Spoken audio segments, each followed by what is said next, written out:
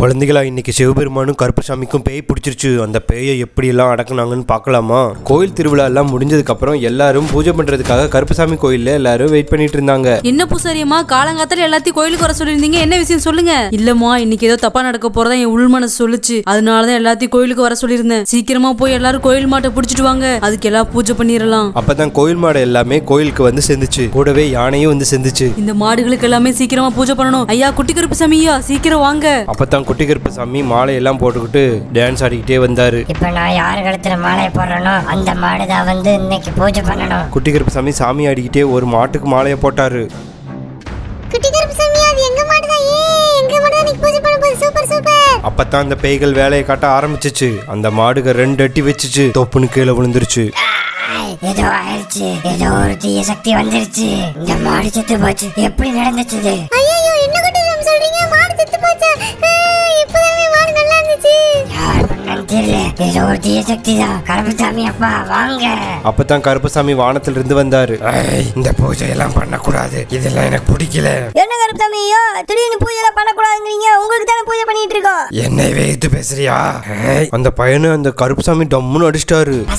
யாரு கருப்பசாமி கிட்ட போகாதீங்க, அவருக்கு பேய் பிடிச்சிருக்கு. இந்த கருப்பசாமி பேய் பிடிச்சனால ரொம்ப உக்கிரமா இருந்தாரு. அங்க இருந்த மாடுகள் எல்லாத்தையும் தள்ளி தள்ளி கொன்னுட்டாரு.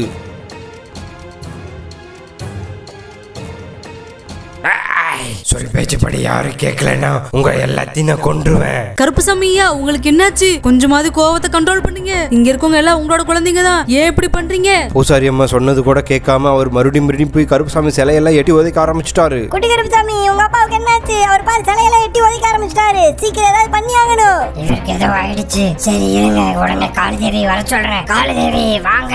இப்பதான் காளிதேவி வந்து சேர்ந்தாங்க. என்ன பசங்களா, பிரச்சனை எனக்கும் தெரியும். இந்த மாடுகள் எல்லாம் கருப்பசாமி கொண்டுட்டாரா? இருங்க, இந்த மாடுகளை ஃபர்ஸ்ட் காப்பாத்திடுறேன் அப்படின்னு சொல்லி தான் சக்தியை வச்சு மாடுகள் எல்லாத்தையும் பொழைக்க வச்சாங்க. மாடுகள் எல்லாம் பொழைக்க வச்சதுக்கு அப்புறம் தான் சக்தியை வச்சு கருப்பசாமி சக்தியை அப்படியே கொஞ்சம் கொஞ்சமா கட்டுப்படுத்தினாங்க. குழந்தைங்களா, நான் கொஞ்ச நேரத்தை அந்த பேயை கட்டுப்படுத்திருக்கேன். அந்த பேய் எப்ப வேணா கருப்பசாமி உடம்புக்குள்ள வந்து பூந்தரலாம். இந்த தீய சக்தி அழிக்க சிவபெருமான் தான் வந்தாகணும்.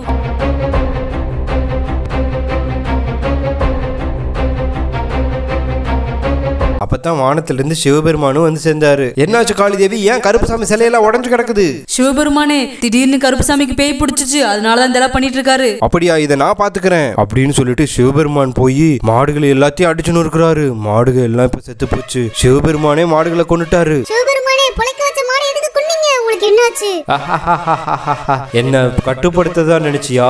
நான் தாண்டி மொட்டக்கண்ணி பேய் அப்படின்னு சொல்லி அந்த காளிதேவியை மறுபடியும் அழிச்சிச்சு. எல்லாருக்கும் என்ன நடக்குதுன்னே புரியல. ஐயோ, என்னடா நடக்குதுங்க? குட்டி கருப்பசாமி, சிவபெருமானுக்கு பேய் பிடிச்சிருச்சா? ஆமா கார்த்தி, சிவபெருமானுக்கே பேய் பிடிச்சிருச்சு. இதை கண்ட்ரோல் பண்ணா ஒரே ஒருத்தரால் மட்டும்தான் முடியும். அது யாருன்னா நம்ம முருகர் தான். அவரை வர சொல்லுங்க.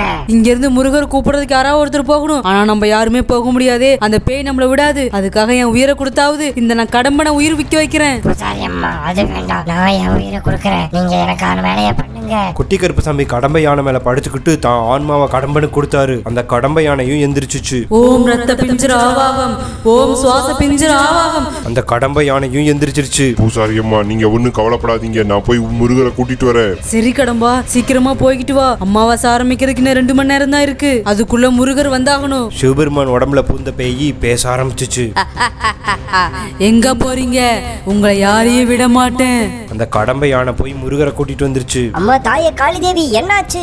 எல்லாரும் எல்லாமே கீழே விழுந்து கிடக்குறாங்க. மாடுகள்லாம் செத்து கிடக்குது. என்னாச்சு? கருப்பசாமி எங்க? சிவபெருமான் எங்க? முருகப்பெருமானே, இதுக்கு எல்லாத்துக்கும் காரணம் கருப்பமே சிவன் தான். அவங்க 2 பேய் பிடிச்சிருச்சு. சீக்கிரம் ஏதாவது பண்ணுங்க. கவலைப்படாத குட்டி கருப்பசாமி, நான் எல்லாத்தையும் பாத்துக்கிறேன். இதை சரி பண்ணணும்னா நமக்கு கோயில் தேர் வேணும். கோயில் தேரை கொண்டுட்டு வாங்க. கோயில் தேரும் வந்து சேர்ந்துச்சு. என்ன விடு, என்ன விடு, ஏய் முருகா விட்டு. ஏய் கருப்பசாமி, ஒழுங்கா உள்ள போயிடு. தேருக்குள்ள ஒழுங்கா உள்ள போ அப்படின்னு சொல்லி தன்னோட மந்திரத்தால தேருக்குள்ள அந்த கருப்பசாமியை அனுப்புனாரு. அதே மாதிரி சிவபெருமானையும் தன் மந்திரத்தால அந்த தேர் முன்னாடியே வச்சாரு. முருகப்பெருமான் அந்த 2 பேர்த்தையும் அந்த தேருக்குள்ள வச்சுட்டாரு. குட்டி கருப்பசாமி, இப்ப நித்திய சக்தி பூஜை நடக்கணும். நீ போய் கருப்பசாமி மேல கைய வை, நான் போய் சிவபெருமான் மேல கைய வைக்கிறேன். பூசாரி அம்மா மந்திரத்தை ஓத ஆரம்பிச்சாங்க. மந்திரத்தை ஓத ஆரம்பிக்கிறதுக்குள்ள திடீர்னு அந்த மொட்டைக்கண்ணி பேய் வந்துருச்சு. ஏய் மொட்டைக்கண்ணி பேயே, ஒழுங்கா இங்கிருந்து போயிரு. ஏ பூசாரி அம்மா, உன்னை நான் மந்திரமே ஓத விட மாட்டேன். ஒழுங்கா இங்கிருந்து போயிரு. இப்ப என்ன ஆக போற பாரு அப்படின்னு சொல்லி அந்த பூசாரி அம்மாவே அந்த பேய் அடிச்சிருச்சு. இனிமேட்டு உங்களுக்கு உதவி பண்றதுக்கு யாருமே கிடையாது. ஏய் மொட்டைக்கண்ணி ஒழுங்கா போயிடு. எவ்வளவுதான் கஷ்டம் கொடுப்பேன் எங்களுக்கு. பூஜை நிறைவேற்றினாதான் இப்ப நம்ம பிரச்சனை எல்லாம் சால்வாகும். எனக்கு தான் மந்திரமே தெரியாதே. மந்திரம் தெரிஞ்ச பூசாரி அம்மாவும் இது போட்டு தள்ளிருச்சு. ஏய் மீனா உனக்கு எதாவது தெரியுமா? டேய் சுரேஷ், அந்த மந்திரம் நம்ம கடம்பனுக்கு தெரியும்லடா? ஆமா சூப்பர் ஐடியா. கடம்பா உனக்கு தான் அந்த மந்திரம் தெரியல. நீ போய் மந்திரத்தை சொல்லுடா ப்ளீஸ். யாரும் கவலைப்படாதீங்க, நான் அந்த மந்திரத்தை ஞாபகப்படுத்தி சொல்றேன். என்ன மந்திரம்? ஞாபகம் வந்துருச்சு.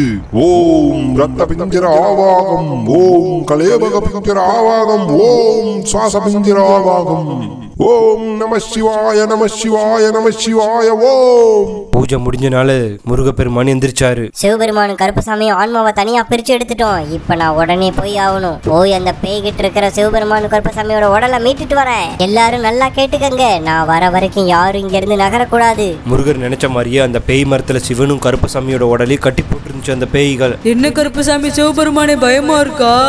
உங்களை காப்பாத்த முருகன் வந்துட்டு இருக்கானா? ஆனா அவனால காப்பாத்த முடியாது. முருகா வாங்க எங்களை காப்பாத்துங்க. கருப்பசாமி ஐயா நீங்க ஒண்ணு கவலைப்படாதீங்க, நான் எப்படியாவது உங்களை காப்பாத்திடுறேன். முருகர் போய் அந்த கட்டை அவுத்தாரு. அந்த கட்டை அவுத்ததுக்கு அப்புறம் தான் தெரியுது அது சிவனும் கருப்பசாமியே கிடையாது. இல்ல இது சிவபெருமானும் கிடையாது, கருப்பசாமியும் கிடையாது. யார் நீ? என்ன முருகா ஏமாந்துட்டியா? போய் கண்டுபிடி. அங்கிருந்து கிளம்பி பேய் வீட்டுக்கு போனார் முருகர். இந்த கருப்பசாமி சிவனோட உடல் வந்து அந்த மாந்திரிக வீட்டுக்குள்ள வச்சு அந்த பேய்கள் அடைச்சிருந்துச்சு. பேர்த்து உடலையும் அந்த பல மாந்திரியங்கள் சேர்ந்த மாதிரி கயிறெல்லாம் கட்டி உள்ள அடைச்சு வச்சிருந்துச்சு. முருகப்பெருமானும் அந்த வீட்டுக்கு வந்து சேர்ந்தாரு. இதுதான் சிவன் கருப்பசாமியோட பூத உடல். இதை எப்படியாவது நம்ம வெளியே கொண்டு வந்தாகணும் அப்படின்னு சொல்லி தன் சக்தி எல்லாம் வச்சு அந்த கைத்தை அடுக்க போனாரு. ஆனா அந்த சக்தி திருப்பி அடிச்சிருச்சு. தொப்புன்னு வந்து பின்னாடியே விழுந்துட்டாரு. என்னது பின்னாடி அடிக்குது? விட மாட்டேன் விட மாட்டேன், இத வரேன். என்ன திறக்கவே முடியல. இதை திறக்கணும்னா என்னோட வாகனமான சேவல் வரணும். சேவலே வா. அப்பதான் வானத்துல இருந்து பறந்து அந்த சேவலும் வந்து சேர்ந்துச்சு. யுக வாகனமே உன் மேல நான் உட்காந்துக்கிறேன். இந்த கருப்பசாமி சிவபெருமான பூத உடலை எப்படியாவது நம்ம காப்பாத்தி ஆகணும். வா போலாம். முருகர் அந்த சேவல் மேல உட்காந்துக்கிட்டு போய் மறுபடியும் இழுக்க ட்ரை பண்ணாரு. ஆனா இந்த முறை முடியல. அப்பதான் முருகர் படுற கஷ்டத்தை பார்த்துட்டு அவருக்கு உதவி செய்ய ஒரு உயிரினம் வந்துச்சு. அது என்னன்னா பக்கத்து காட்டுல இருந்த பூனை.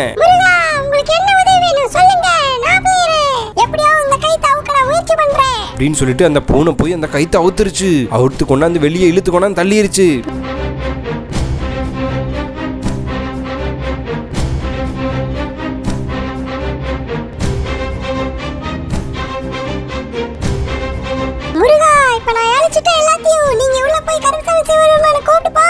கைத்து எல்லாம் அறுத்துட்டு சிவபெருமான் கருப்பசாமி உடலை கொண்டாந்து வீட்டு முன்னாடி வச்சாரு. கருப்பசாமி சிவபெருமானோட பூத உடல சக்தியை ஏத்திட்டாரு முருகப்பெருமான். மொட்டைக்கண்ணி பேயே, உங்க ரெண்டு பேத்தி நான் சும்மா விட மாட்டேன். என் சக்தினால நீங்க அழிஞ்சு போக போறீங்க. முருகப்பெருமான் சக்தியை வச்சு அந்த ரெண்டு பேய்களை கொண்டுட்டாரு. மறுபடியும் கோயில்ல மறங்கி கிடந்த கருப்பசாமி சிவபெருமானும் உயிர் பெற்று இருந்துச்சாங்க. சிவபெருமான் வந்து எல்லாத்திட்டையும் மன்னிப்பு கட்டுட்டு எல்லாரும் உயிரையும் பொழைக்க வச்சாரு. எல்லா உயிர்களும் பொழைச்சிட்டீங்க, எல்லாரும் எந்திரிங்க, இனிமேல் உங்களுக்கு எந்த பிரச்சனையும் இல்ல. அங்க இறந்து போன எல்லா உயிரினும் எந்திரிச்சிட்டாங்க. முருகா நல்ல வேலை செய்துள்ளாய். நான் சீக்கிரமா போய் அந்த பேய்களை அழிச்சிட்டு வந்துடுறேன். அதுக்கு அவசியம் இல்ல தாயே, நானே அந்த பேய்களை கொண்டுட்டு தான் வந்தேன்.